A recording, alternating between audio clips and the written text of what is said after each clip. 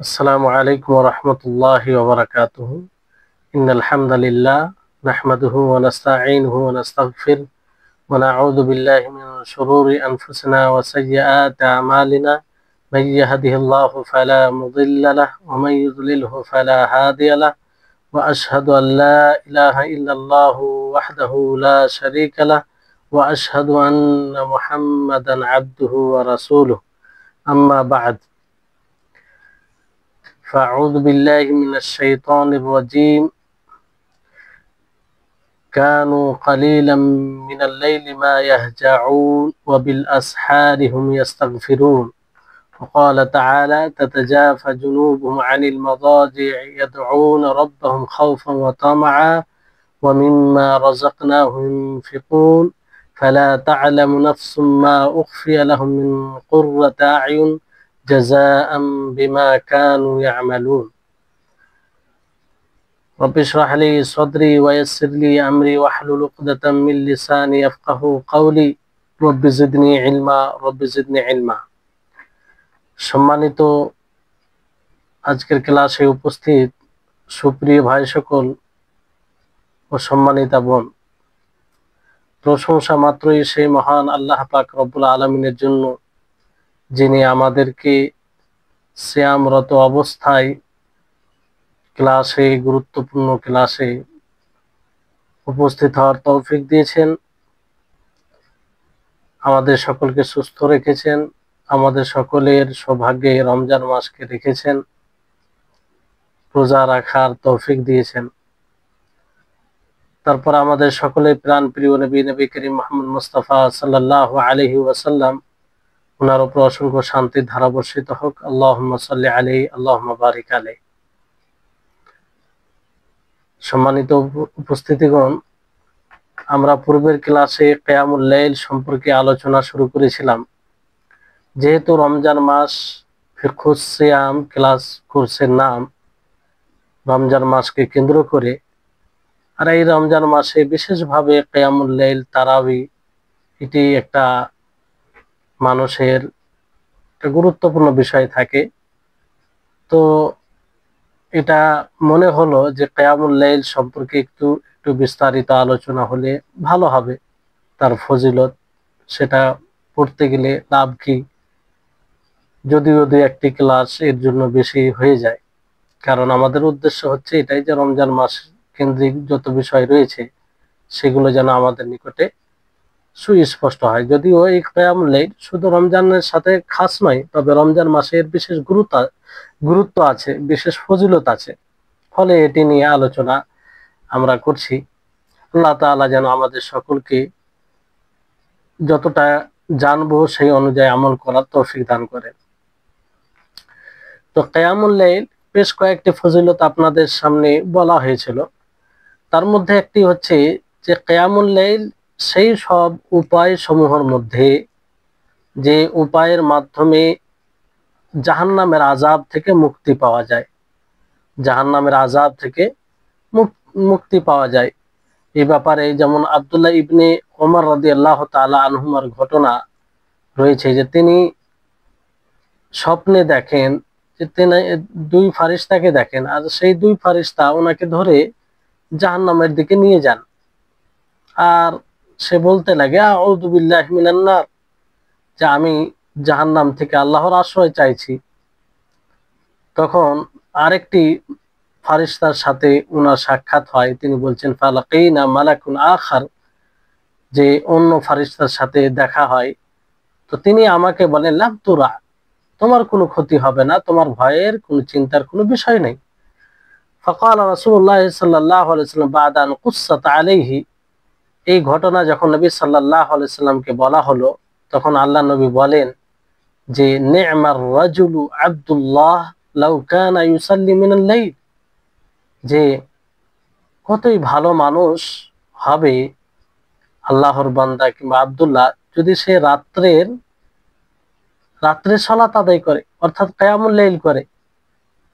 অর্থাৎ আব্দুল্লাহ বলতে আব্দুল্লাহ ইবনে ওমর, ফাকান ইবনে ওমর বা'দু লা ইয়ানামু মিনাল লাইলি ইল্লা কালিলান। আল্লাহু আকবার। আব্দুল্লাহ ইবনে ওমর তিনি তারপরে রাত্রে খুব অল্প সময় ঘুমাতেন, বেশিরভাগ সময়টা কিয়ামুল লাইল দ্বারা অতিবাহিত করতেন। তো এখান থেকে কয়েকটি বিষয় বোঝা যায়, ওলামাগণ বিদ্বানগণ বলেছেন যে এতে তো কিয়ামুল লাইলের ফজিলত বোঝা যাচ্ছে, যে সে জাহান্নাম থেকে মুক্তি দান করে। আর দ্বিতীয় বিষয় হচ্ছে যে এতে অনেক কল্যাণ রয়েছে। যে ব্যক্তি কিয়ামুল লাইল আদায় করবে, তাহাজ্জুদ সালাত আদায় করবে, তাকে সে জাহান্নাম থেকে মুক্তি পাবে। আর এই এই বিষয়টি যখন আব্দুল্লাহ ইবনে ওমর তিনি স্বপ্নে দেখেন, তেনার মানে স্বপ্নে দেখা মানে সুনিশ্চিত তিনি, তখন তিনি কিয়ামুল লাইল তারপরে আর ছাড়তেন না। তাহলে চিন্তা করুন যে এই কিয়ামুল লাইলের কত লাভ, উপকারিতা।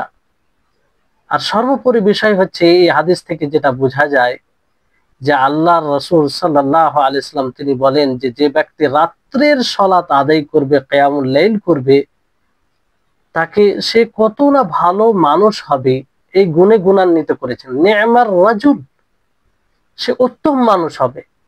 তাহলে আল্লাহ তাবারক ওয়া তাআলার রাসূলের ভাষায় কেউ যদি ভালো মানুষ হয়, তাহলে এটা কত সৌভাগ্যের বিষয়, কিয়ামুল লাইল করে। তারপরে এই কিয়ামুল লাইল সালেহিনদের শিষ্টাচার, সালেহিনদের স্বভাব, তারপরে আল্লাহর মুমিন বান্দাদের এটা ধার্মিক বিষয়, মুত্তাকিনদের শিআর, এটি প্রতীক। তারা এটা করবে যারা মুত্তাকি প্রকৃত, এবং যারা আল্লাহপন্থী হবে, আল্লাহমুখী হবে, রবমুখী হবে, তাদের একটা মাদ্রাসা এটা, সেখান থেকে অনেক তারা উপকৃত হবে।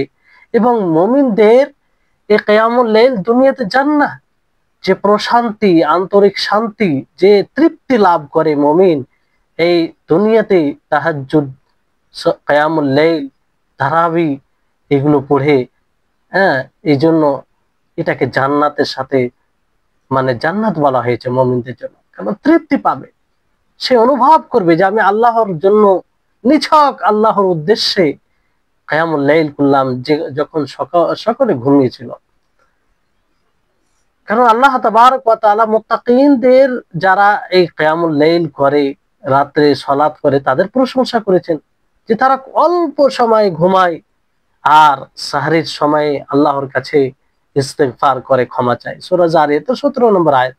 তারপরে আল্লাহ তাআলা সূরা সাজদার 16-17 নম্বর আয়াতে বলা হয়েছে, যেটা পূর্বে বলা হয়েছে, যে তাদের পার্শ্ব, তাদের বিছানা থেকে বিচ্ছিন্ন, তারা আল্লাহকে ভয় করে এবং তার প্রতি আশা রেখে আল্লাহকে ডাক দেয়, দোয়া করে, আর আল্লাহ তাআলা যা তাদেরকে দিয়েছেন তা থেকে তারা ব্যয় করে। তাদের না মানে কোনো নফস, কোনো প্রাণী জানে না যে তাদের জন্য কি ছুপিয়ে রাখা হয়েছে, এবং তাদের জন্য চক্ষু শীতল বিষয় কি ছুপিয়ে রাখা হয়েছে তারা জানে না। এটা মূলত তারা যা করেছে তার এটা কৃতকর্মের ফলাফল, জাযা। তারপর আল্লাহ তাআলা সূরা ফুরকানে 64 নম্বরে বলেন, ওয়াল্লাযীনা ইয়াবিতুনা লিরাব্বিহিম সুজদান ওয়া কিয়ামা।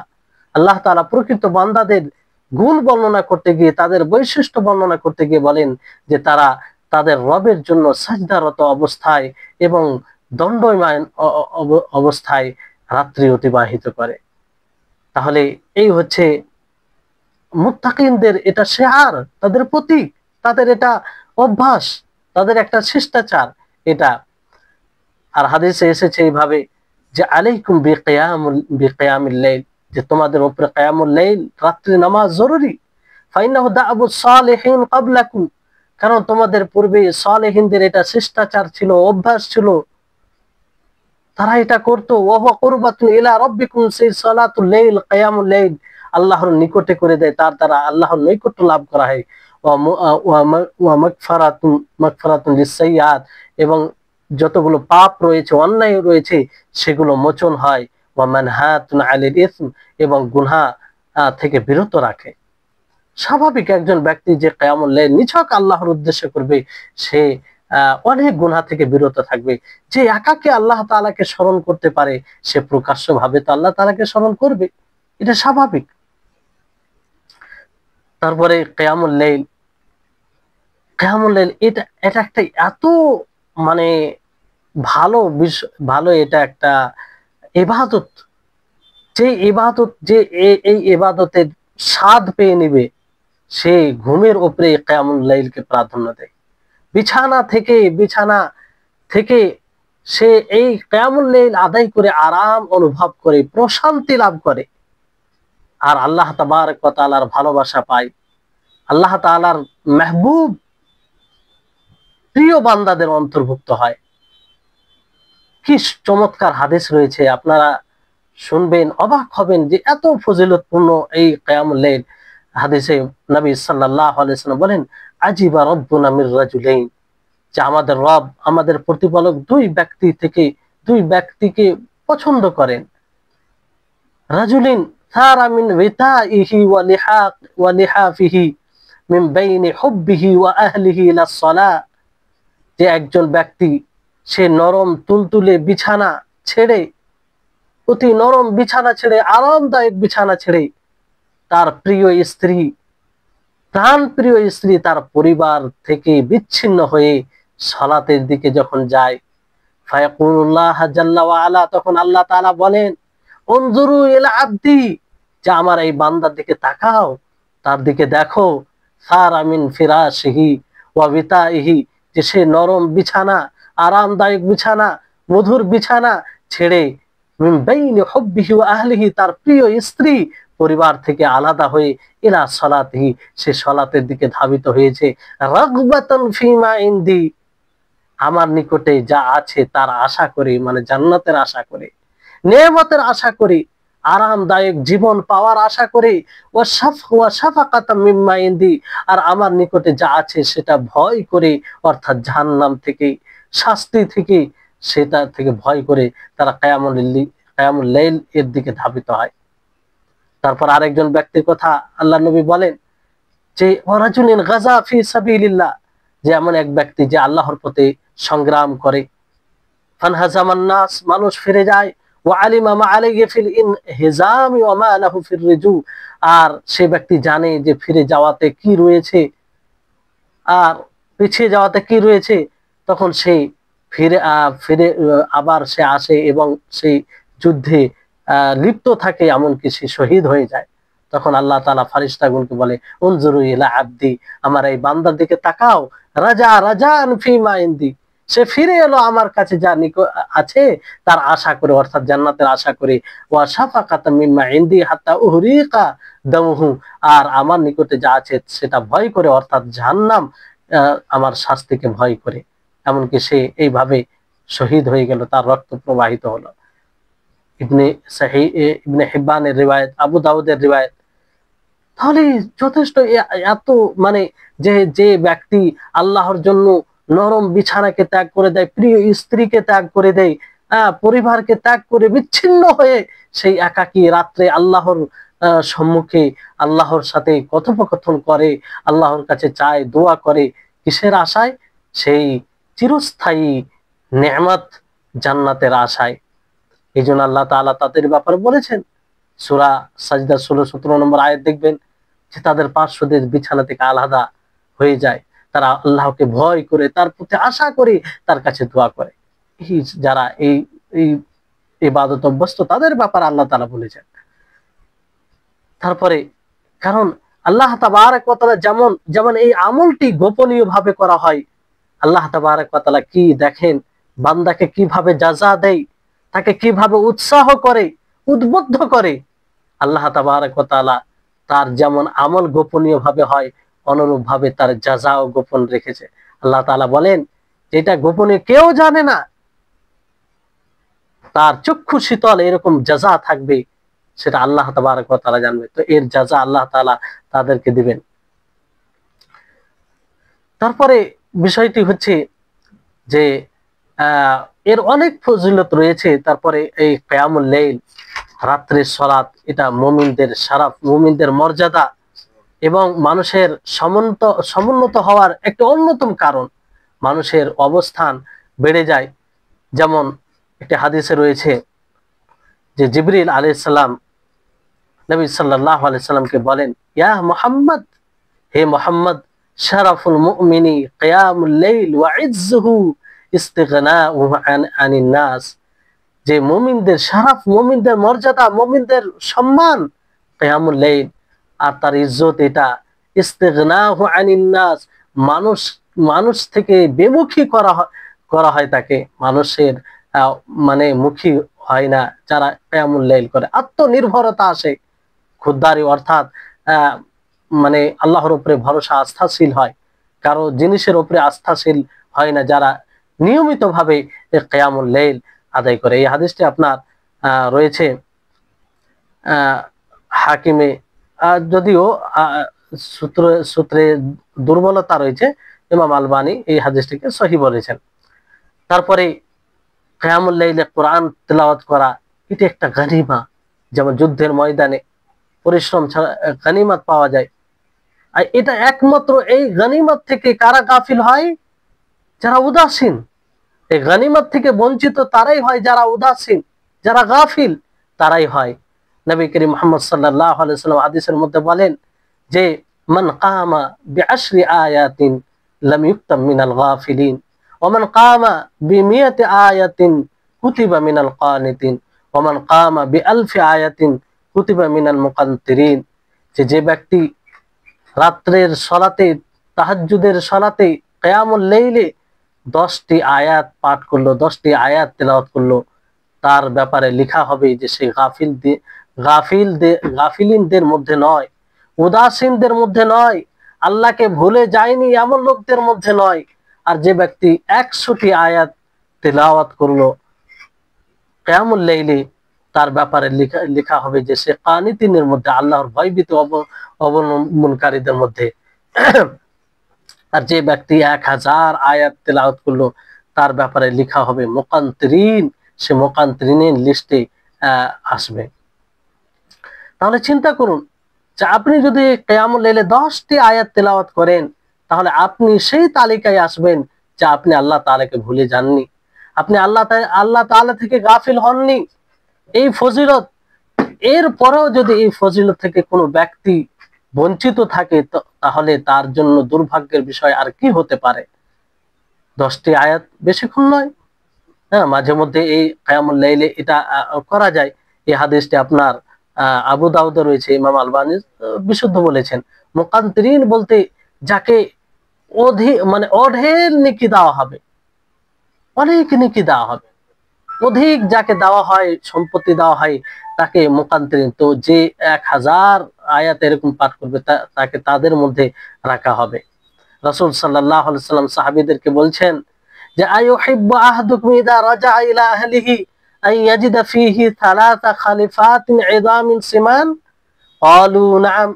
ক্বালা ফাথালাথু আয়াতিন ইয়াকরাউহু বিহিন্না আহাদুকুম ফী সালাতিহি খায়রুল লাহু মিন থালাথি খালিফাতিন ইযামিন সিমান।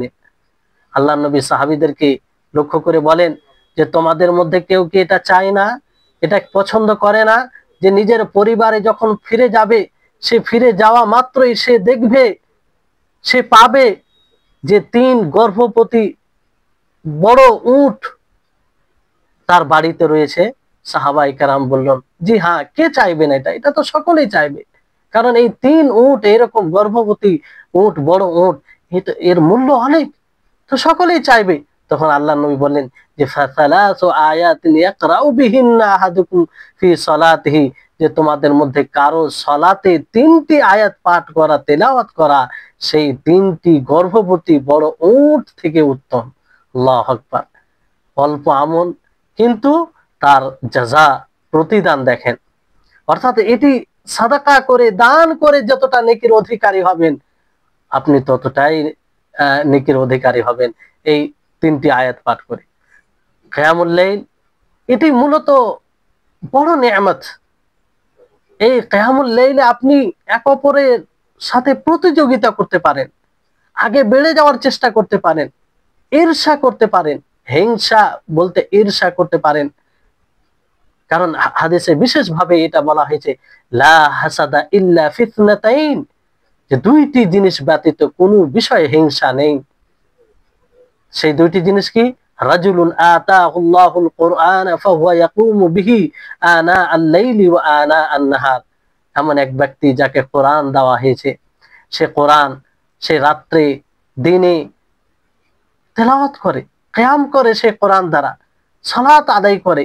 ওয়া রাজুলুন আতাহুল্লাহু মালান ফাহুয়া ইউনফিকুহু আনা আল-লাইলি ওয়া আনা আন-নাহার, আর এমন এক ব্যক্তি যাকে মাল দেওয়া হয়েছে, ধন সম্পত্তি দেওয়া হয়েছে, সেই রাত ও দিন সেটা খরচ করে।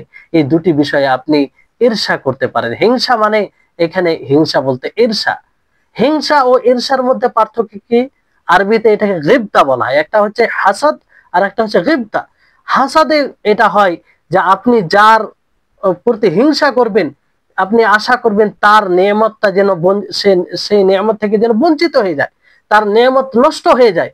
কাউকে যদি ধন সম্পত্তি দেওয়া হয় আর আপনি হিংসা করেন, তো সেখানে এই অর্থটা আসবে যে যার প্রতি আপনি হিংসা করছেন তার ধন সম্পত্তি যেন ধ্বংস হয়ে যায়, সে বঞ্চিত হয়ে যায়, এরকম একটা আশা থাকবে। এটাকে বলা হয় হিংসা।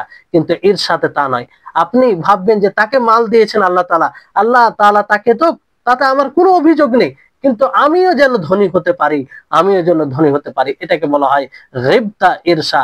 তো এটা এই ইবাদতে জায়েজ রয়েছে, ইবাদতে জায়েজ রয়েছে, বরং উত্তম, বরং উত্তম। সম্মানিত উপস্থিতিগণ, তারপরে কিয়ামুল লাইল, আল্লাহ তাবারক ওয়া তাআলার শুকরিয়া আদায়ের একটি দিক রয়েছে। তার অসংখ্য নিয়ামত রয়েছে, সেই নিয়ামতের শুকরিয়া আদায় করা হয়।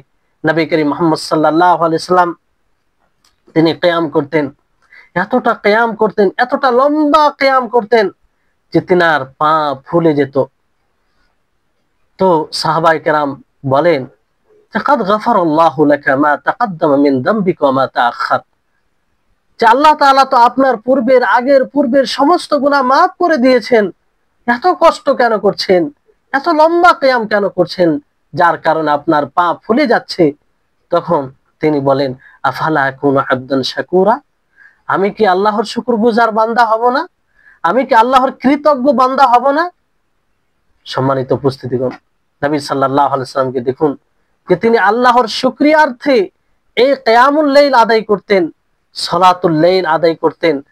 হ্যাঁ, শুকরিয়ার্থে আল্লাহ নবী স্পষ্ট ভাবে বললেন, আফালা আকুনু আবদান শাকুরা, আমি কি আল্লাহর কৃতজ্ঞ বান্দা হব না? তো রাসূল সাল্লাল্লাহু আলাইহি সাল্লামের জীবনীতে তো আমাদের উত্তম আদর্শ রয়েছে, উত্তম নমুনা রয়েছে। তা আমাদেরও এই কিয়ামুল লাইল সাধ্য অনুযায়ী বেশি বেশি করে পড়া উচিত। তারপরে এই কিয়ামুল লাইল শুরু হয় এশা সালাতের পরেই, সেই ফজর পর্যন্ত থাকে। এটা আপনি শুরু রাত্রেও পড়তে পারেন, মধ্য রাত্রেও পড়তে পারেন, শেষ রাত্রেও পড়তে পারেন। এই কিয়ামুল লাইল বলতে এশার পর থেকে শুরু হয়ে যায়। এই জন্য বলি, যারা প্রাথমিক অবস্থায় এই কিয়ামুল লাইল পড়তে চায় তারা শুরু থেকে শুরু করুক, সহজ থেকে কঠিনে যাবে। এশার পর যখন আপনি ঘুমাবেন তখন আপনি কম করে শুরু করুন, 2 রাকাত, 4 রাকাত, 6 রাকাত, 8 রাকাত, এইভাবে ধীরে ধীরে আপনি মানে নিজের গতিকে বাড়াবেন। তো শুরু রাত্রে যদি পড়ে নেন, এটা আপনার জন্য সহজ হবে। যখন আপনি পড়তে পড়তে অভ্যাস হয়ে যাবেন, এর স্বাদ পেয়ে যাবেন, তখন আপনি চেষ্টা করবেন যে মধ্যরাত্রে, তারপর আপনি মধ্যরাত্রে পড়ার চেষ্টা করবেন। মধ্যরাত্রে যখন আপনার পড়ে একটা অভ্যাস হয়ে গেল, তখন আপনি তারপরে শেষ রাত্রে পড়বেন। এইভাবে এই কিয়ামুল লাইল পড়তে পারেন। অনেকেই ভাবে যে এই কিয়ামুল লাইল বলতে শেষ রাত্রে পড়তে হবে, শেষ রাত্রে জরুরি নয়। অনেকেই ভাবে যে 12টার পরেই পড়তে হবে, এরকম বিষয় নয়। কিয়ামুল লাইলের সময় এশা সালাতের পরে শুরু হয়ে যায়। আপনি যদি এশা সালাত 8টার সময় পড়ে নেন, 8টার পরে যে এশা সালাতের পরে সুন্নাতে রাতেবা রয়েছে, সেটা পড়ে আপনি কিয়ামুল লাইল করতে পারেন, কোনো সমস্যা নেই। তবে উত্তম সময় হচ্ছে রাত্রের শেষ অংশ, রাত্রের শেষ অংশ পড়া উত্তম। তবে এই ক্ষেত্রে একটি নীতিমালা মনে রাখবেন, যে আমলের ক্ষেত্রে যেটা যার সাধ্যে যেটা রয়েছে তার জন্য সেটাই উত্তম। আম ভাবে বলা যেতে পারে যে রাত্রের তৃতীয়াংশ শেষ শেষ শেষ রাত্রে পড়া এটা উত্তম। কিন্তু কোনো ব্যক্তি যদি মধ্য রাত্রে পারে আর শেষ রাত্রে না পারে, শেষ রাত্রে পড়ার ইচ্ছা করলে দেখা গেল সে পারে না, ঘুমিয়ে থেকে যায়, তো তার জন্য বলবো যে মধ্যরাত্রেই পড়া উত্তম। কোনো ব্যক্তি যদি মধ্যরাত্রে না পারে, শুরু রাত্রেই পড়তে পারে, আর মধ্যরাত্রে পড়ার ইচ্ছা করলে হয়তো ছুটে যায়, তাহলে তার জন্য বলবো যে শুরু রাত্রেই পড়া উত্তম। এটা প্রত্যেক ব্যক্তির ক্ষেত্রে। নবী করিম মুহাম্মদ সাল্লাল্লাহু আলাইহি ওয়াসাল্লাম আরেকটা হাদিসে বলেন যে আকরাবু মা ইয়াকুনু রাব্বু মিনাল আবদি ফি জাওফিল লাইলিল আখির, যে সবচেয়ে নিকটবর্তী রবের যে কাছের বান্দা হয়, যে মধ্যরাত্রে জেগে সালাত আদায় করে। ফাইন ইসতাতা'তা আন তাকুনা মিম্মা ইয়াযকুরুল্লাহ ফি তিলকা সাআতি ফাকুন, যদি তুমি সাধ্য রাখো, শক্তি রাখো, সক্ষমতা থাকে তোমার, তাহলে তাদের অন্তর্ভুক্ত হও যারা সেই সময়ে আল্লাহ তাআলাকে স্মরণ করে, আল্লাহ তাআলার জিকির করে, তাদের অন্তর্ভুক্ত হও, তাদের অন্তর্ভুক্ত। তা এরা কি হয়? আল্লাহর কাছের বান্দা হয়, আল্লাহর নিকটের বান্দা হয়। এই হাদিসটি সুনান তিরমিজিতে রয়েছে, আর বিশুদ্ধ হাদিস। তারপরে আরো হাদিসে রয়েছে যে আহাব্বুস সালাতি ইলাল্লাহ, যে আল্লাহর নিকটে সর্বোত্তম সালাত হচ্ছে, সর্বপ্রিয় সালাত হচ্ছে সালাত দাউদ আলাইহিস সালাম, দাউদ আলাইহিস সালামের সালাত। ওয়া আহাব্বুস সিয়ামি ইলাল্লাহ, আল্লাহর নিকটে সর্বোত্তম সর্বপ্রিয় সিয়াম রোজা হচ্ছে সিয়াম দাউদ, দাউদ আলাইহিস সালামের সিয়াম। কারণ দাউদ আলাইহিস সালামের পদ্ধতি কি ছিল, কেন উত্তম বলা হয়েছে? দাউদ আলাইহিস সালাম অর্ধরাত্রি ঘুমাতেন, আর রাত্রির তৃতীয়াংশ তিনি কিয়াম করতেন। কি করতেন? কিয়াম করতেন। আর ষষ্ঠাংশ তিনি ঘুমাতেন, মানে পরে অর্ধরাত্রি ঘুমানোর পরে তার তৃতীয়াংশ তিনি কিয়াম করতেন, আর ষষ্ঠাংশ তিনি ঘুমাতেন। আর তিনি একদিন রোজা রাখতেন, একদিন ইফতার করতেন। এই জন্য দাউদ আলাইহিস সালামের সিয়াম, দাউদ আলাইহিস সালামের সালাত তাহাজ্জুদের উত্তম বলা হয়েছে। জি, এই হাদিসে আপনার সহিহ বুখারী, সহিহ মুসলিম মুত্তাফাক আলাইহি রিওয়ায়াত। রাসূল সাল্লাল্লাহু আলাইহি সাল্লাম বলেন যে আনজুলু রাব্বুনা তাবারাক ওয়া তাআলা কুল্লা লাইলাতিন ইলাস সামাঈদ দুনিয়া হিনা ইয়াবকা সুলুসুল লাইলিল আখির ইয়াকুলু মান ইয়াদউনি ফাআস্তাজিবু লাহু মান ইয়াসআলুনি ফাউতিয়াহু মান ইস্তাগফিরুনি ফাআগফির লাহু। কি চমৎকার হাদিস! এই হাদিসগুলো আমাদেরকে উৎফুল্ল করে, বড় আনন্দ দেয় যে আল্লাহ তাবারক ওয়া তাআলা এত বড় সুযোগ দিয়েছেন আমাদেরকে। আল্লাহ তাআলা, রাসূল সাল্লাল্লাহু আলাইহি ওয়াসাল্লাম বলেন যে আমাদের প্রতিপালক রব, তিনি প্রত্যেক রাত্রে আসমানি দুনিয়ায় আসেন, অবতরণ করেন, যখন রাত্রের তৃতীয়াংশ বাকি থাকে। তিনি বলেন মাইয়াদউনি ফাস্তাজিবু লাহু, আছে কোন এমন বান্দা যে আমার কাছে দোয়া করবে, আমি তার দোয়াকে কবুল করব। মাইয়াসআলুনি ফাউতিয়াহু, আছে কোন বান্দা যে আমার কাছে চাইবে, আমি তাকে দেব। মাইয়াস্তাগফিরুলি ফাআগফির লাহু, আছে আমার কোন বান্দা যে আমার কাছে ক্ষমা চাইবে, আমি তাকে ক্ষমা করব। সম্মানিত উপস্থিতিগণ, একবার চিন্তা করুন, সেই মহান আল্লাহ তাআলা, তার কোনো প্রয়োজন নেই, তিনি সর্ব জিনিস থেকে মুখাপেক্ষীহীন, তিনি মুখাপেক্ষী নয়, কিন্তু তিনি কতটা দয়ালু, তিনি বান্দার উপরে কত রহিম, যার কোনো দয়ার শেষ নেই, যে তিনি নিজে বান্দাদেরকে ডাক দেয়, বান্দাদেরকে আহ্বান করে, বলে যে আছো কোন গুনাহগার বান্দা, গুনাহ করেছো, পাপ করেছো, আমার কাছে ক্ষমা চাইলে আমি ক্ষমা করব। আছে কোন বান্দা যে সমস্যায় আছে, আমি সমস্যার সমাধান করব। কিন্তু বড় দুর্ভাগ্যের বিষয় যে আমরা আল্লাহর ডাকে সাড়া দিই না। আল্লাহ তাআলা দেওয়ার জন্য প্রস্তুত, কিন্তু আমরা নেওয়ার জন্য প্রস্তুত নয়। এটা আমাদের ব্যর্থতা, এটা আমাদের অলসতা। আর এর মধ্যে আমরা অভিযোগ করি যে আল্লাহ এই দেয় না, ওই দেয় না, অনেক বিষয় বলে থাকি যে দোয়া করি কিন্তু দেয় না। কিন্তু বলুন, আল্লাহ তাবারক ওয়া তাআলার এগুলো বাণী, এটা কি মিথ্যা হবে? কখনো হবে না। আপনি যদি সঠিক মতো চেয়ে থাকেন আল্লাহর কাছে, অবশ্যই দেবেন। এটা আল্লাহ তাআলার প্রতিজ্ঞা, আল্লাহ তাআলার ওয়াদা। তাহলে এই কিয়ামুল লাইল করলে আপনি এই সময়টা পাবেন। যারা অভ্যস্ত তারা কত সৌভাগ্যশীল যে প্রতিদিন এই সুযোগ পায়, প্রতিদিন তারা আল্লাহর ডাকে সাড়া দেয়, প্রতিদিন আল্লাহর যখন সে নিচে আসমানে আসে ডাক দেয়, তখন সেই ডাকে তারা লাব্বাইক উপস্থিত বলে নিজের সমস্যাকে বলে তারা নিজের সমস্যার সমাধান করে।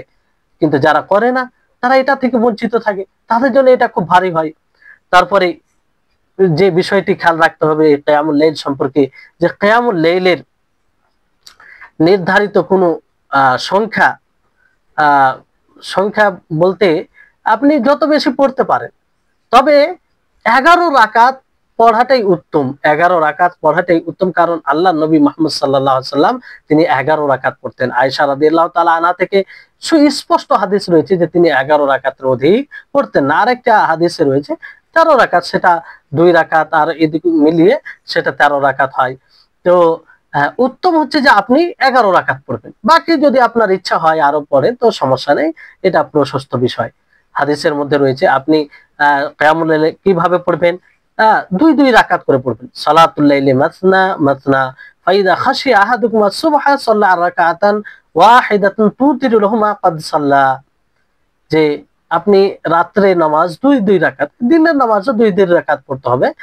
আর তোমাদের মধ্যে যখন কেউ ভয় করবে সকাল হওয়ার, ফজর হওয়ার, তখন 1 রাকাত পড়ে বিতর করে নেবে, পূর্বে যা নামাজ পড়েছে সব তখন বেজোড় হয়ে যাবে, কারণ রাত্রে নামাজ শেষ নামাজ কি হবে, বেজোড় হবে, বিতর হতে হবে। তারপর উম্মুল মুমিনিন আয়েশা রাদিয়াল্লাহু তাআলা আনহা তিনি বলেন যে ওই কথা যেটা আপনাদেরকে বললাম যে তিনি 11 রাকাতের বেশি পড়তেন না। তা এইগুলো সব বিশুদ্ধ হাদিস দ্বারা প্রমাণিত। তারপরে কিয়ামুল লাইলের ক্ষেত্রে যে বিষয়টি মনে রাখতে হবে সেটা হচ্ছে যে আমাদেরকে ঘুমানোর পূর্বে দৃঢ় নিয়াত করতে হবে, সংকল্প করতে হবে, যে রাত্রে উঠে কিয়ামুল লাইল সালাত আদায় করব। তাহলে এতে কি হবে, সহজ হবে, আল্লাহ তাআলা উঠার তৌফিক দিবেন। আর এতে ঘুমিয়ে থাকা অবস্থাতেও সে নেকির অধিকারী হবে।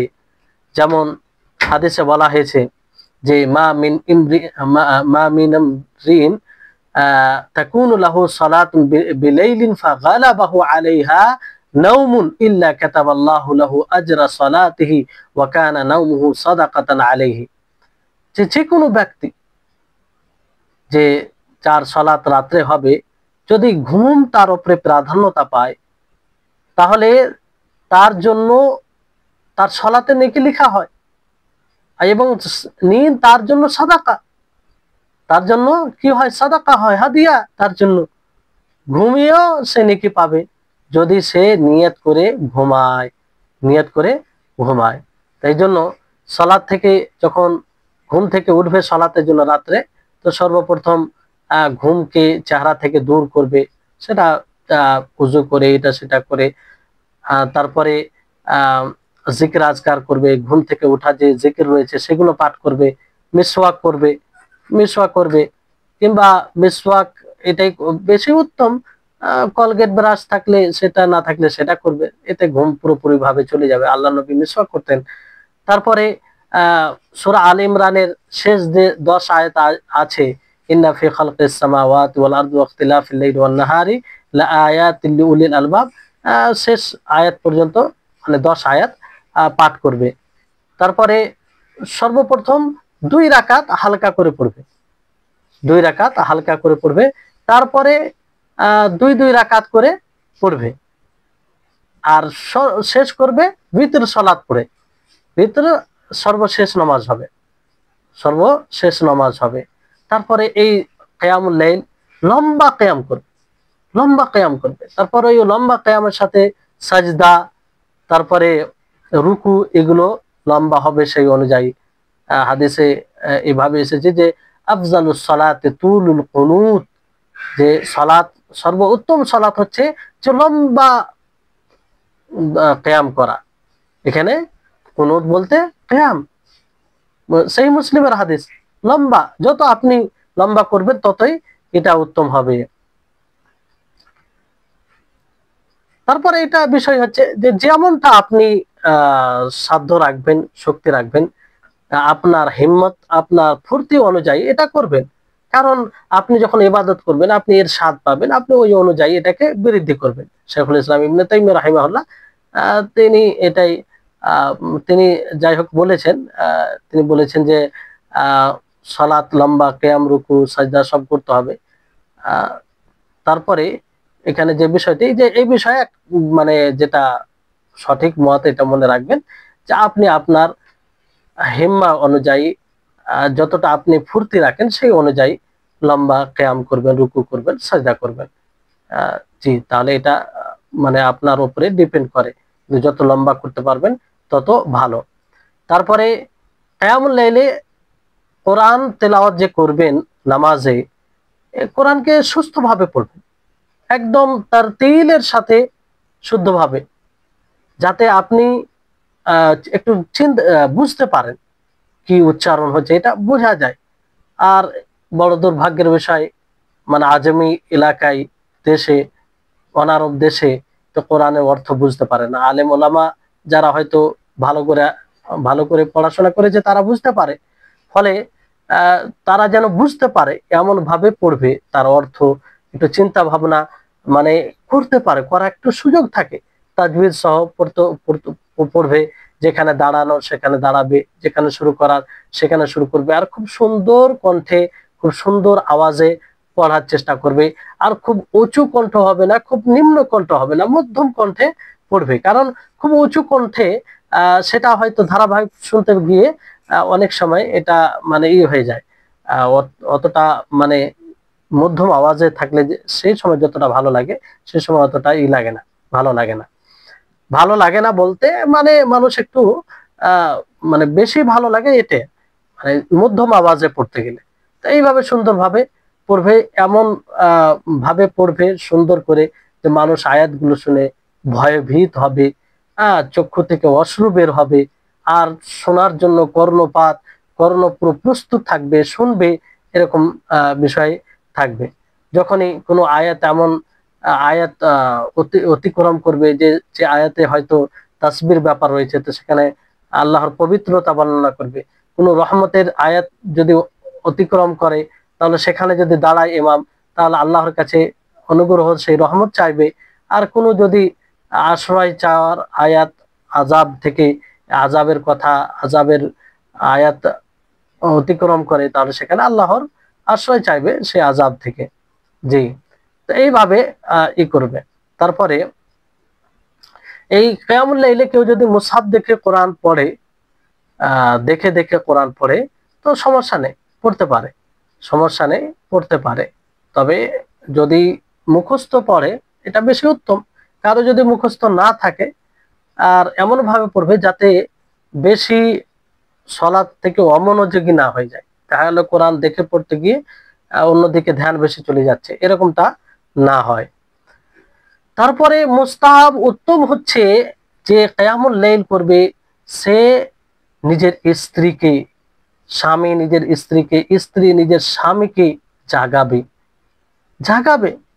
এটার অনেক বড় ফজিলত রয়েছে। আর যারা এটা কাজ করে তারা আল্লাহর নবীর দোয়া পায়। বলুন, চিন্তা করুন যে আল্লাহর নবীর দোয়া পাওয়া মানে এটা কত সৌভাগ্যের বিষয়, কত বড় সৌভাগ্যের বিষয়। যে হাদিসে আল্লাহ নবী বলেন, রাহিমাল্লাহু রাজুলান কামা মিনাল লাইল ফাসাল্লা থুম্মা আয়কাযা ইমরাআতাহু ফাসাল্লাত ফাইন আবাত নাজাহা ফি ওয়াজহিহা আলমা। যে আল্লাহ তাআলা ওই বান্দার উপরে রহম করুন, দয়া করুন, যে রাত্রে কিয়াম করে, সে নামাজ আদায় করে, তারপর নিজের স্ত্রীকে উঠায়, সেও নামাজ পড়ে। যদি সেই স্ত্রী উঠা থেকে অস্বীকার করে, না উঠে, তার চেহারায়, তার মুখমণ্ডলে পানির ছিটা দেয়।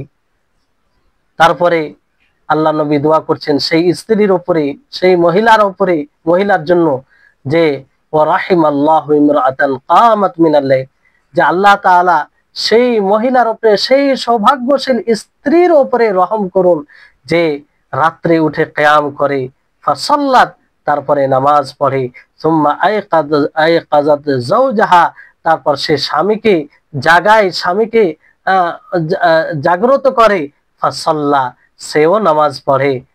ফাইন আবা, যদি স্বামী না উঠে, নাজাহাত ফি ওয়াজহিহি আলমা, তো তার চেহারায়, মুখমণ্ডলে পানির ছিটা দেয়। তো উভয়ের জন্য নবী করিম মুহাম্মদ সাল্লাল্লাহু আলাইহি সাল্লামের রহমতের দোয়া দিয়েছেন। তাহলে এই আমলটি করতে পারি না? অবশ্যই করতে পারেন। এটা করতে গেলে এটা তো আল্লাহর কাছে প্রতিদান। আল্লাহর নবী তাদের জন্য দোয়া করেছেন, কিন্তু দুনিয়াতে এর লাভ আছে, এক প্রকারের ভালোবাসা। তারপরে যে একটা দাম্পত্য জীবন সুখী হবে, এতে কোনো সন্দেহ নেই। দাম্পত্য জীবনে বারাকা আসবে, এতে কোনো সন্দেহ নেই, এসব যদি আমল একজন স্বামী স্ত্রীর মধ্যে থাকে। তারপরে হাদিসে নবী করিম, এই হাদিসটি যেটি বললাম, আবু দাউদে রয়েছে, নাসাইতে, ইবনে মাজাতে রয়েছে, আর বিশুদ্ধ হাদিস। তারপর আরেকটি হাদিসে রয়েছে যে মানিস্তাইকাযা মিনাল লাইলি ওয়া আইকাযা ইমরাআতাহু ফাসাল্লায়া রাকাআতাইনি জামিআ কুতিবা মিনাজ যাকিরিন আল্লাহ কাসীরাও ওয়াজ যাকিরাত। যে ব্যক্তি রাত্রে উঠলো আর নিজের স্ত্রীকে জাগালো এবং উভয়ে 2 রাকাত নামাজ পড়লো, তো তাদের দুইজনের ব্যাপারে লেখা হয় যে তারা আল্লাহকে অধিক অনুসরণকারী, আল্লাহর অধিক অনুসরণকারী। আল্লাহু আকবার। সেই তালিকায় তাদের নাম লেখা হয়। এই হাদিসটিও আবু দাউদে বিশুদ্ধ হাদিস। তারপরে উম্মুল মুমিনিন আয়েশা রাদিয়াল্লাহু তাআলা আনহা থেকে বর্ণিত, তিনি বলেন যে রাসূল সাল্লাল্লাহু আলাইহি সাল্লাম রাতে সালাত আদায় করতেন, যখন তিনি বিতর পড়তেন বলতেন কুমি ফাউতিরি ইয়া আয়েশা, যে হে আয়েশা তুমি উঠো এবং কি করো, তুমি বিতর পড়ো। এভাবে আল্লাহ নবী উঠাতেন। তো আল্লাহ নবীর এটা পদ্ধতি ছিল, নিজে পড়তেন, অন্যদেরকে পরিবারকে জাগাতেন। এটি সহিহ বুখারী সহিহ মুসলিমের হাদিস, মুত্তাফাক আলাইহি রিওয়ায়াত। তারপর আপনি কিয়ামুল লাইল রমজান ছাড়া জামাতও পড়তে পারেন, মাঝে মধ্যে পড়তে পারেন। যেমন আল্লাহ নবী কখনো আব্দুল্লাহ ইবনে আব্বাস জামাতে পড়েছেন আল্লাহ নবীর সাথে, কখনো আব্দুল্লাহ ইবনে মাসউদের সাথে, মাসউদকে নিয়ে, কখনো হুযায়ফা। তো আপনি বাড়িতে কোনো সময় জামাতে পড়তে পারেন, তবে এটা নিয়মিত আপনি পদ্ধতি বানাবেন না। একদম নিয়মিত ভাবে জমাতে রমজান ছাড়া এটা পদ্ধতি বানাবেন না, মাঝে মধ্যে জমাতে পড়ে নিলে কোনো অসুবিধা নেই। তারপরে বিষয়টি হচ্ছে যে যদি ধরেন সলাতে ঘুম আসে, তন্দ্রা আসে, ধরেন কেউ রাত্রে সলাতের জন্য উঠলো, তন্দ্রা আসছে, ঘুমে ডিস্টার্ব করছে, তো সে যেন কিয়ামুল লাইল ছেড়ে একটু ঘুমিয়ে যায়, যাতে তার ঘুমটা পরিপূর্ণভাবে চলে যায়। কারণ নবী করিম মুহাম্মদ সাল্লাল্লাহু আলাইহি ওয়াসাল্লাম বলেন ইদা নাআসা আহাদুকুম ওয়া হুয়া ইউসাল্লি ফালইয়ারকুদ হাত্তা ইয়াযহাবা আনহু আন-নাওম ফাইন্না আহাদাকুম ইদা সাল্লা ওয়া হুয়া নাঈস লা ইয়াদরি লাআল্লাহু ইস্তাগফিরু ফায়াসুব্বু নাফসাহু। যে যখন তোমাদের মধ্যে কেউ ঘুমাবে, তন্দ্রা আসবে, ঢুলন মানে যেটাকে বলা হয় তন্দ্রা, ঘুমের পূর্বে যেটা ঘুম ভাব হয়, তো সে কি করবে, ঘুমিয়ে যাবে যাতে তার ঘুমটা পরিপূর্ণ হয়ে যায়। কারণ ঘুমন্ত অবস্থায়, তন্দ্রা অবস্থায় যদি নামাজ পড়ে, তাহলে সে আল্লাহর কাছে ইস্তেগফার করতে গিয়ে কখনো নিজেকে গালি দিয়ে বসবে, কারণ ওই সময় সে মুখ দিয়ে কি উচ্চারণ করে নিজেও অনুভব করতে পারে না। এই হাদিসটি আপনার রয়েছে সহিহ বুখারী সহিহ মুসলিমের হাদিস, মুত্তাফাক আলাইহি রিওয়ায়াত। আরেকটি রিওয়ায়াত রয়েছে যে যখন তোমাদের মধ্যে কেউ উঠবে, তো আর কোরআন মানে শুদ্ধভাবে উচ্চারণ হবে না, কিসের কারণে, ঘুমের কারণে, তো সে যেন ঘুমিয়ে যায়। এই হাদিসও আপনার সহিহ মুসলিমের হাদিস। জি। তো নিশাত মানে ফুর্তির সাথে এই নামাজ পড়তে হবে, ফুর্তির সাথে। হাদিসে এসেছে যে লিউসাল্লি আহাদুকুম নিশাতাহু ফাইদা ফাতারা ফালিয়াকুদ, যে তোমাদের মধ্যে কেউ যেন ফুর্তি অবস্থায় নামাজ পড়ে, যদি এরকম ঘুম ভাব হয় তাহলে সে ঘুমিয়ে যাবে। এটাও সহিহ বুখারী সহিহ মুসলিমের হাদিস। তারপরে কিয়ামুল লাইল যখন আদায় করবেন আপনি, কিয়ামুল লাইল পড়বে, অধিকভাবে দোয়া করবেন, সেই সময় দোয়া করবেন, কারণ সেই রাত্রের শেষাংশে যদি পড়েন তা উত্তম সময়, আপনারা শুনলেন সেটা ব্যাপারে। আর মুমিনদের বৈশিষ্ট্য যে তারা সাহরির সময় মানে ওই সময় দোয়া করে, ওয়াল মুস্তাগফিরিনা বিল আসহার, যে তারা সাহরির সময় সেই শেষ রাত্রে ইস্তেগফার করে, আর তারা কম ঘুমায়। আর নবী করিম মুহাম্মদ সাল্লাল্লাহু আলাইহি ওয়াসাল্লাম হাদিসের মধ্যে বলেন যে ইন্না ফিল লাইলি লা সাআতান লা ইউআফিকুহা রাজুলুন মুসলিমুন ইয়াসআলুল্লাহা খায়রাম মিন আমরিদ দুনিয়া ওয়াল আখিরাতি ইল্লা আতাহু ইয়্যাহু ওয়া যালিকা কুল্লা লাইলাতিন। যে রাত্রে কিছু সময় আছে, যে সময় সময় অনুযায়ী একটু যে সময় যদি কোনো মানুষ পায়, কোনো মুসলিম পায়, আর সেই সময়ে আল্লাহর কাছে কোনো কল্যাণ চাই, দুনিয়ার মধ্যে দুনিয়া ও আখিরাতের কোনো কল্যাণ চাই, তাহলে আল্লাহ তাআলা তাকে সেটা দেবে। আর এটা প্রত্যেক রাত্রে, মানে প্রত্যেক রাত্রে এমন একটা সময় আছে যে সময়ে আল্লাহর কাছে চাইলে সেটা আল্লাহ তাআলা গ্রহণ করবে, তাকে দিবেন। তো এটি হাদিস। তাহলে এটা কোন সময় হতে পারে? আপনি যে সময় দোয়া করবেন সেটাই সময় হতে পারে। তো এটা মানে নিশ্চিত যে এই দোয়া কবুল হবে। তারপরে এই হাদিসটা আপনার সহিহ মুসলিমের হাদিস। রাসূল সাল্লাল্লাহু আলাইহি ওয়াসাল্লাম আরেকটি হাদিসে বলেন যে ইয়ানজিলু রাব্বুনা তাবারাক ওয়া তাআলা কুল্লা লাইলাতিন ইলাস সামাই দুনিয়া হিনা ইয়াবকা সুলুসুল লাইল, যেটা আপনাদেরকে পূর্বে হাদিস বলা হলো যে আল্লাহ তাবারাক ওয়া তাআলা রাতের শেষ অংশে আসমানে দুনিয়া অবতরণ করেন এবং বলে যে আছে কোনো বান্দা আমার কাছে দোয়া করবে, আমি তার ডাকে সাড়া দেব, তার দোয়া কবুল করব। যে আছে কোনো বান্দা আমার কাছে চাইবে, আমি তাকে দেব। আছে আমার কোনো বান্দা যে আমার কাছে ক্ষমা চাইবে, আমি তাকে ক্ষমা করব। তারপরে কিয়ামুল লাইল যারা এটা আদায় করে তারা যেন নিয়মিত সব সময় আদায় করে, মানে অভ্যাস বানিয়ে নেয়। আর এটা যেন কোনো অবস্থায় না ছাড়ে, যদিও কোনোদিন ছুটে যায় তো তার কাজা করে নেই। মানে এটা মানে মুস্তাহাব, উত্তম হবে আর কি, উত্তম হবে কোনো কারণ বশত, প্রয়োজনীয় কারণ ছাড়া আলাদা বিষয়, কিন্তু অকারণে যেন না ছাড়ে। তবে এর অর্থ এটা নয় যে পড়তে গেলে প্রত্যেক রাত পড়তে হবে, ছাড়া যাবে না। কারণ এই ব্যাপারে এই ধারণা অনেক মাও খালাদের মাঝে থাকে যে তাহাজ্জুদের সালাত পড়তে গেলে প্রত্যেক রাত্রে পড়তে হবে, না হলে এক আধ দিন পড়ে কোনো লাভ নেই। এটা ভুল ধারণা। আপনি যখন ইচ্ছা, যখন আপনার শরীর সাথ দিল পড়তে পারেন, অবশ্যই আপনি তার নেকি পাবেন। তবে উত্তম হচ্ছে যারা অভ্যাস বানিয়ে নিচ্ছে তারা যেন অকারণে না ছাড়ে, এই বিষয়টি।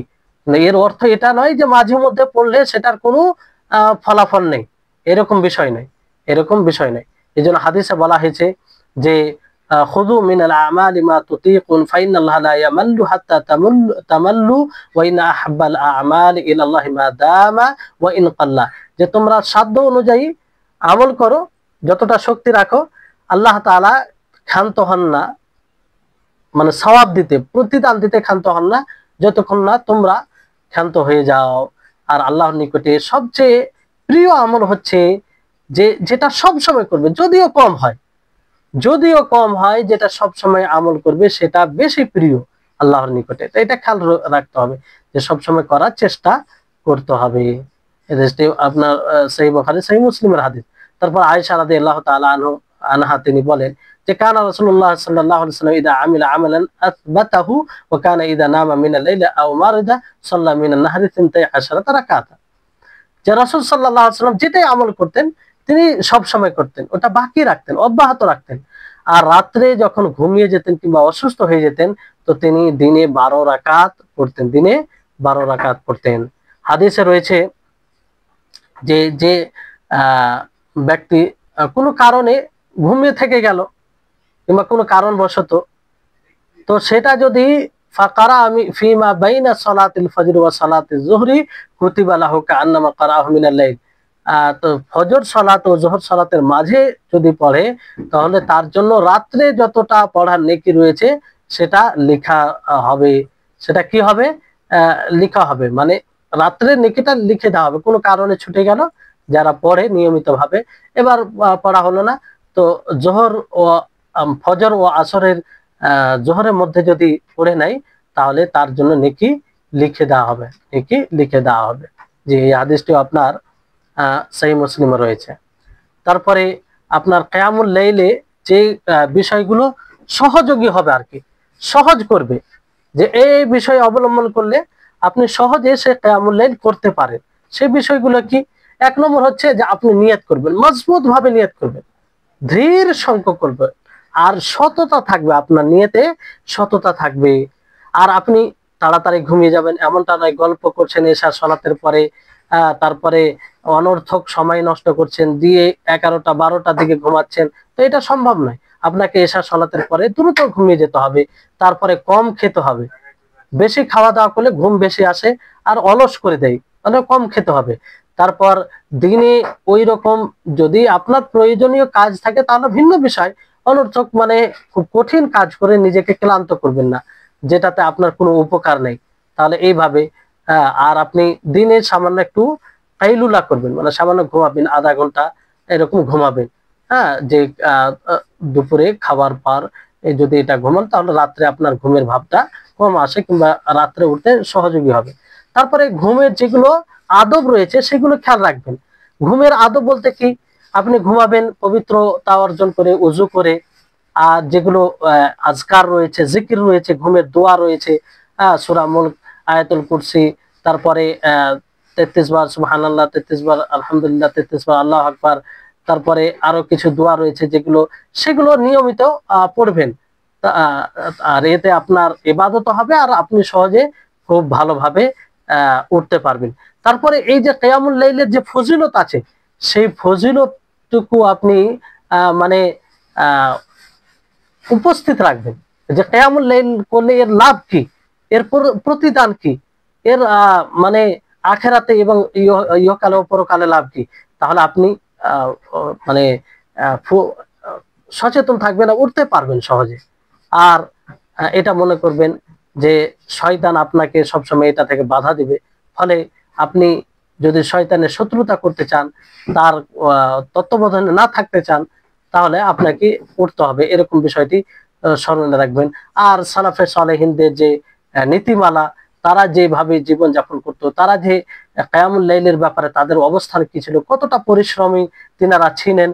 আর দাউদ সালেহিন বলা হয়েছে যে সালেহিনদের ব্যাপারে, সালেহিন নেক সৎ মানুষদের এটা শিষ্টাচার।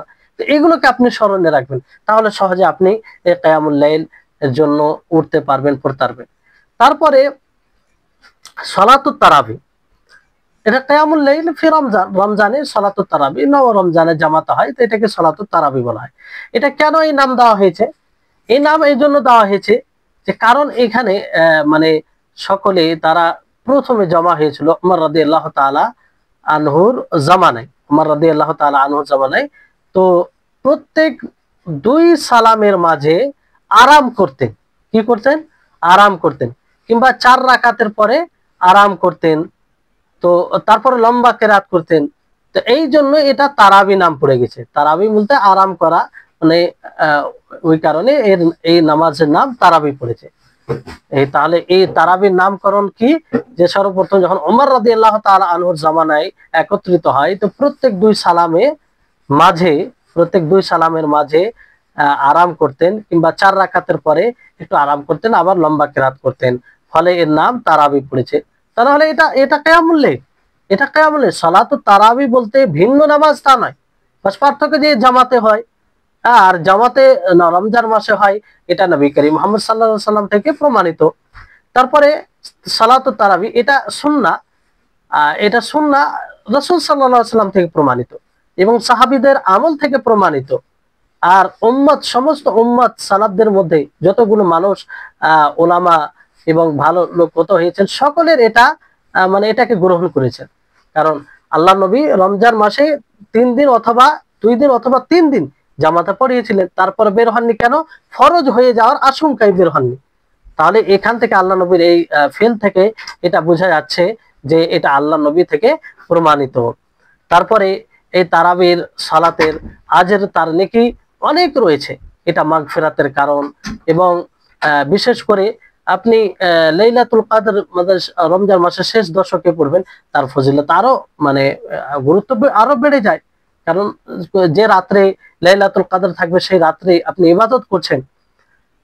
তো এই লাইলাতুল কদর মানে এই কিয়ামুল রমজান ব্যাপারে কি বলা হয়েছে? তারাবি ব্যাপারে, মান কামা রমজান ঈমানান ওয়া ইহতিসাবান গুফিরা লাহু মা তাকাদ্দাম মিন যামবি, যে ব্যক্তি রমজান মাসের কিয়াম করলো ঈমানের সাথে এবং সওয়াবের আশায়, তো তার পূর্বের গুনাহ ক্ষমা করে দেওয়া হয়, তার পূর্বের গুনাহ ক্ষমা করে দেওয়া হয়। তাহলে এটা একটা মানে ঈমান বলতে কি, যে এই এই কথা সত্যায়ন করা যে এটা হক এবং এটা অনুসরণ, আর আল্লাহ তাআলা এটা মাশরু করেছেন, এর প্রতি উদ্বুদ্ধ করা হয়েছে। আর ইহতিসাব বলতে যে আল্লাহ তাআলা যে প্রতিদানের কথা বলেছেন, হাদিসে যে প্রতিদানের কথা, সেটা পাওয়ার আশায় তার দিকে ধাবিত হয়ে, আগ্রহী হয়ে, মানে এটাকে বোঝা মনে করে নয়, আর এই মুখলিস হয়ে আমল করা, মুখলিস হয়ে আমল করা। তারপরে আরেকটি বিষয় এখানে মনে রাখতে হয় যে অনেক সময় অনেক রমজানে যেহেতু উমরার ফজিলত রয়েছে, রমজানে উমরা করা মানে নবী সাল্লাল্লাহু আলাইহি সাল্লামের সাথে উমরা করা সমতুল্য, এরকম বলা হয়েছে, বিশেষ ফজিলত রয়েছে।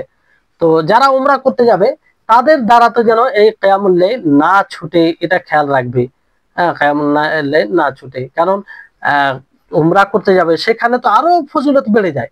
কারণ হাদিসে কি আছে যে সালাতুন ফি মসজিদি হাদা আফজালু মিন আলফি সালাতিন ফিমা সিওয়া, যে আমার এই মসজিদে নামাজ হাজার মাসের চেয়ে উত্তম, অর্থাৎ মসজিদ নববীতে, ইল্লাল মসজিদুল হারাম, মানে মসজিদ হারামে কত, ওয়া সালাতু ফিল মসজিদুল হারাম আফজালু মিন মিয়াতি আলফি সালাত, মানে 100,000 1,00,000 নামাজের চেয়ে উত্তম মসজিদ হারামে। তো সেখানে গিয়ে যেন অলসতা না করে, বরং এই তারাবি নামাজ নিয়মিত ভাবে পড়ে, কারণ এর ফজিলত আরো বেড়ে যায়। এটা সৌভাগ্যের বিষয়, সকলেই পায় না। তো আপনাকে আল্লাহ তাআলা শক্তি দিয়েছে, যদি যান তাহলে সেখানে গিয়ে এটা মানে না ছাড়ার চেষ্টা করতে হবে। তারপরে হাফিজ ইবনে রাজাব রাহিমাহুল্লাহ তিনি বলেন যে মুমিন রমজান মাসে দুই জেহাদকে একত্রিত করে, দুই জেহাদকে। একটা হচ্ছে মানে নফসের সাথে যে জেহাদ হয়, দুটি জেহাদ হয়। একটা হচ্ছে দিনে জেহাদ শ্যাম করার মাধ্যমে, শ্যাম সাধনার মাধ্যমে, আর একটা হচ্ছে রাত্রে জেহাদ কিয়ামুল লাইলের মাধ্যমে। তো দুই জেহাদ একত্রিত যদি হয়ে যায় আর তার উপরে ধৈর্য অবলম্বন করে, তো আল্লাহ তাআলা তাকে মানে তার হিসাব বেহিসাব আল্লাহ তাআলা তাকে দিবেন, এতটা আজরে দিবেন। বুঝতে পারলেন যে দুই সবর যেহেতু একত্রিত হয়ে যাচ্ছে, দুই জেহাদ। তারপরে বিষয়টি হচ্ছে যে কিয়ামুল লাইল এটা মহিলাদের জন্য বাড়িতেই পড়া উত্তম, তবে মসজিদে যদি ব্যবস্থা থাকে স্বামীর অনুমতি নিয়ে যেতে পারে, সমস্যা নেই, যেতে পারে, পড়তে পারে, কোনো সমস্যা নেই। তারা যদি যায় তাদেরকে বাধা দেওয়া যাবে না, কারণ আল্লাহ নবী বাধা দিতে নিষেধ করেছেন। সার্বিক ক্ষেত্রে মহিলাদের নামাজ বাড়িতে উত্তম, বাড়িতে উত্তম। তারপরে কোন মহিলারা যদি কোনো বাড়িতে একত্রিত হয়ে জামাত করে নামাজ পড়তে চায় তারাবি, তাহলে করতে পারে, কোনো সমস্যা নেই। তবে শর্ত যেগুলো আছে, যেন তাদের আওয়াজ কণ্ঠস্বর বাইরে না যায়, পর্দায় তারা পড়ে, আর বেশি বিশৃঙ্খলা মানে ফিতনার কারণ না হয়, এটা খেয়াল রাখতে হবে। আর তারা মানে জামাত করবে, এই ক্ষেত্রে জামাতের নিয়ম হচ্ছে যে তারা একই সফে, ইমাম আলাদা ভাবে যেমন পুরুষরা দাঁড়ায় সামনে কাতারে, ওইরকম নয়, এক কাতারে সোজা তাদের সামনে বরাবর হয়ে দাঁড়াবে, মধ্যে দাঁড়াবে, বরাবর হয়ে দাঁড়াবে। আর মানে এইভাবে তারা সালাত আদায় করবে। আর তাদের আওয়াজ যেন কোনো গায়র মুহরিম, গায়র মাহরাম কোনো পুরুষ না শুনে। তারপরে তারাবি 11 রাকাতের উপরে যথেষ্ট করাটাই উত্তম, যথেষ্ট করাটাই উত্তম, বরং এটাই সুন্নাহ, এটাই কি সুন্নাহ। হ্যাঁ, যদি অতিরিক্ত পড়ে তো সমস্যা নেই, বিষয় প্রশস্ত বিষয়। কিন্তু কেউ যদি বলে যে না, নবী সাল্লাল্লাহু আলাইহি ওয়াসাল্লাম বেশি পড়েছে, তাহলে এটা ভুল হবে। কেউ অতিরিক্ত ভাবে পড়তে গেলে পড়তে পারে, কারণ রাত্রে সালাতকে 2 রাকাত করে অধিক পড়তেই থাকে, কোনো সমস্যা নেই। তবে 11 রাকাত এটা উত্তম। তারপরে আপনার তারাবির নামাজ যে খুব দ্রুত পড়ে, এটা ঠিক নয়, বড় হাস্যকর বিষয় সামনে আসে। আল্লাহ তাদের হৃদায়ত দান করুন। তারাবির নামাজকে খেলতামাশা বানিয়ে রেখেছে। মানে এর যে এতটা ফজিলত, এত বড় প্রতিদান রয়েছে, সেটা তারা মনে রাখে না। এমন ভাবে সালাত আদায় করে যে মনে হয় পাহাড় সমতুল্য বোঝা হয়ে দাঁড়ায়। কেমন ভাবে এই বোঝা তাদের মাথা থেকে নামবে, এরকম মানে তারা এত দ্রুত তারাবি আদায় করে। এটা একদম ঠিক নয়, এটা একদম ঠিক নয়। তারাবি নামাজ এটা ইবাদত, আপনি ইবাদতকে সুন্দরভাবে পালন করবেন, স্থিরতার সাথে, রুকু সুজুদ সবকিছু ঠিক হবে। এমন একদম স্পিডে সালাত আদায় করে যেটা হাস্যকর, ইবাদতের সাথে হাসি উপহাস করা হয়। মহিলারা অনেক ক্ষেত্রে তারা জামাত করে পড়ে, সেখানে এত দ্রুত পড়ে, কিংবা নামাজে মহিলাদের ভিতরে এমন এমন কিছু মানে কিছু মহিলা রয়েছে যারা নামাজে কথা বলে, নামাজে হাসে, এরকম অনেক মানে ঘটনা শোনা যায়, এরকম অনেক বিষয় আছে। এগুলো হাস্যকর বিষয়, বড় দুঃখজনক। মানে এটা কি কোনো মুসলিমদের আচরণ হতে পারে যে রমজান মাসে তারাবি আর তারাবি নামাজে এই আচরণ? যেই তারাবির এত গুরুত্ব দেওয়া হয়েছে, আর সেই তারাবির সাথে এই আচরণ, যে নামাজ পড়তে এসে হাসি আর এদিক ওদিক নানা রকম কথা বলা, সেটার প্রতি গুরুত্ব না দেওয়া, দ্রুত আদায় করে নেওয়া। আর একটু কেউ যদি তাড়াহুড়া মানে লম্বা করে, তাকে নানা রকম কথা শোনানো। অনুরূপ ভাবে পুরুষদের মধ্যে রয়েছে যে ইমাম যদি একটু লম্বা করে দেয়, তাহলে বড় ঝড় তার উপরে নেমে যায়। কি এগুলো, মানে এটা তো পাবলিক বাধ্য করবে যে আপনি লম্বা করুন, এটা হওয়া উচিত ছিল। কিন্তু না, যে একটু লম্বা হয়ে গেলে তখন নানা রকম কথা, নানা রকম মন্তব্য ইমামকে তার সম্মুখীন হতে হয়। তো এইগুলো একটা অনুচিত কাজ। তারা এই রমজান মাসের ফজিলতকে তারা বোঝেনি। তো এই হচ্ছে বিষয়। তারপরে খেয়াল রাখবেন যে তারাবি যখন ইমামের সাথে পড়বেন, শেষ পর্যন্ত ইমামের সাথে থাকবেন, শেষ পর্যন্ত। কারণ হাদিসে রয়েছে, মান কামা মাআল ইমাম হাত্তা ইয়ানসারিফা কুতিবা লাহু কিয়ামুল লাইলাতিন। যে ব্যক্তি ইমামের সাথে নামাজ পড়লো, সে ইমামের সাথে সাথে নামাজ শেষ করলো, তাহলে তার জন্য পুরো রাত্রে কিয়ামের নেকি লেখা হয়। ইমাম বলতে আপনার মহিলারা যদি আপোষে সেখানে ইমাম বানিয়ে নামাজ পড়ে, তাদের ক্ষেত্রেও এটা। হ্যাঁ, আর মানে এখানে বিষয়টা হচ্ছে যে ধরেন কোনো কোনো জায়গায় একাধিক ইমাম থাকে, মানে 8 রাকাত তারাবি 3 রাকাত ভিতর হয়, তো একাধিক ইমাম থাকে, 2 রাকাত করে পড়ে কিংবা 4 রাকাত করে পড়ায়। তো এরকম বিষয়ে কি করবে? তো এরকম বিষয় করা যায়, এটা কোনো সমস্যা নেই, করা যায়, কোনো সমস্যা নেই। আর ওইখানে সেই ইমাম একটাই ইমামের জায়গা, মানে একটাই ইমাম মনে করা হবে। তো ওই জায়গায় আপনি ভিতরে পড়ে বের হলে এই নেকির অন্তর্ভুক্ত হবেন, আপনি নেকির অন্তর্ভুক্ত হবেন। আর প্রত্যেক 2 রাকাতে দোয়ায়ে সানা পড়তে হবে, দোয়ায়ে সানা পড়তে হবে। প্রত্যেক 2 রাকাতে যখন শুরু আল্লাহু আকবার, দোয়ায়ে সানা পড়বেন। তারপর আপনি আহ তারপর আপনি কি করবেন? সূরাতুল ফাতিহা পড়বেন। এরকমটা নয় যে প্রথমে শুরুতে দোয়ায়ে সানা পড়বেন তারপরে পড়বেন, পড়বেন না, এরকম বিষয় না।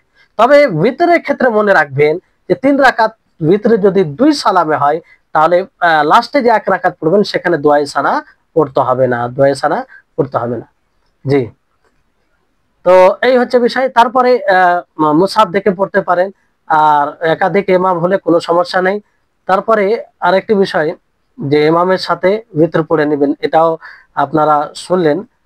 আর কিয়ামের পরে ভিতর পড়ে নিলেন, তারপর আপনার ইচ্ছা জাগলো তো পড়তে পারেন, সমস্যা নেই, পড়তে পারেন। কোনো জায়গায় যদি 20 রাকাত তারাবি হয়, তারা 8 রাকাত না পড়ে, তাহলে আপনি ইমামের সাথে পড়তে গিয়ে 20 রাকাত পড়ে নিতে পারেন। মূল 8 রাকাত ভাবলেন, তারপর অতিরিক্ত হিসাবে পড়ে নেবেন ইমামের সাথে পড়ার জন্য, তাকে যাতে ওই ফজিলতের অন্তর্ভুক্ত হয়।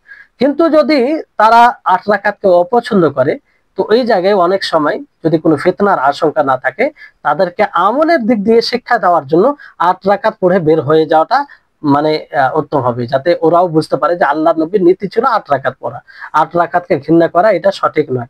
এই শিক্ষা দেওয়ার জন্য এটা করা যেতে পারে। তারপরে আপনার তারাবির নামাজে ধরেন, এটা অনেক বিষয় আছে, যাতে আপনারা বুঝে যান। আজকে এই বিষয়টি শেষ করে দিই, কারণ ফের আবার এই বিষয় নিয়ে বেশি কয়েকটি কথা আছে। যে তারাবি ধরেন কারো মানে এশার সালাত ছুটে গেছে, তারাবি আরম্ভ হয়ে গেছে, তো এই তারাবি পিছনে এশার নিয়ত করে পড়তে পারে, কোনো সমস্যা নেই। 2 রাকাত পড়ে নেবে, তা এশার নিয়ত করে বাকি 2 রাকাত সে নিজে পূর্ণ করবে। তারপর বাকি নামাজগুলো ইমামের পিছনে পড়বে, সমস্যা নেই। তারপরে তারাবির নামাজ মূল জমাত যদি ছুটে যায়, বাকি পরে যারা আছে তারা যদি জমাত করে পড়ে কোনো সমস্যা নেই।